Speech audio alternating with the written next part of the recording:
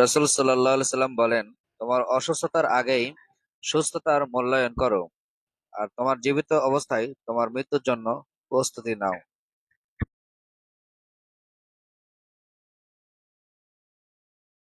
সর্বদা আল্লাহর উপর আশা রাখুন, কারণ এই সমগ্র বিশ্বে আল্লাহ যত তাড়াতাড়ি সন্তুষ্ট হন, তত তাড়াতাড়ি কেউ সন্তুষ্ট হয় না।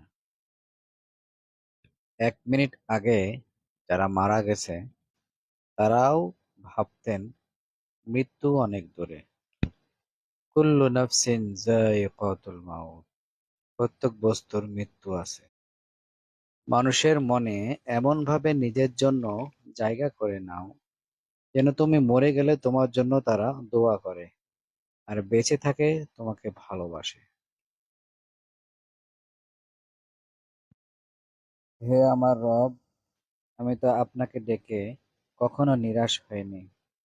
আপনি তো বলেছেন, ওয়ালা তাকনাতু মির রাহমাতিল্লাহ। পথহারা পথিক আমি, খুঁজি প্রভু তোমাকে, তোমার কাছে ফিরিয়ে নাও পথহারা এই আমাকে। ইহদিনাস সিরাতাল মুস্তাকিম। মহান আল্লাহ বলেন, তোমাদের পিতামাতার সাথে সৎ ব্যবহার করো, তাদের সাথে উচ্চকণ্ঠে কথা বলো না।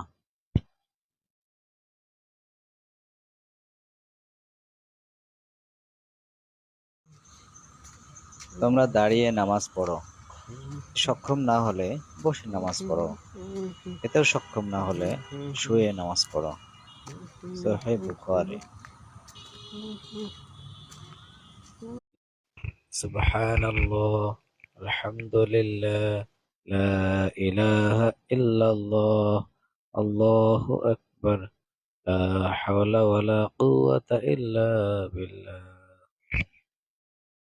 সময় পেলে কবরস্থান থেকে ঘুরে আসুন, দেখবেন কত অহংকার চাপা পড়ে আছে মাটি। সময় পেলে কবরস্থান থেকে ঘুরে আসুন। রাসূলুল্লাহ সাল্লাল্লাহু আলাইহি সাল্লাম পাকা চুল নিষেধ করেছেন, কারণ পাকা চুল হলো মুসলমানদের জ্যোতি। কোন মুসলমানের একটি চুল পেকে গেলে আল্লাহ তার জন্য একটি নেকি লেখেন, একটি মর্যাদা বৃদ্ধি করেন, একটি পাপ মোচন করেন। কারো সাথে খারাপ ব্যবহার করিও না, কারণ মৃত্যুর আগে হয়তো ক্ষমা চাওয়ার জন্য তাকে আর খুঁজে পাবে না। হযরত ওমর ফারুক রাদিয়াল্লাহু তাআলা আনহু।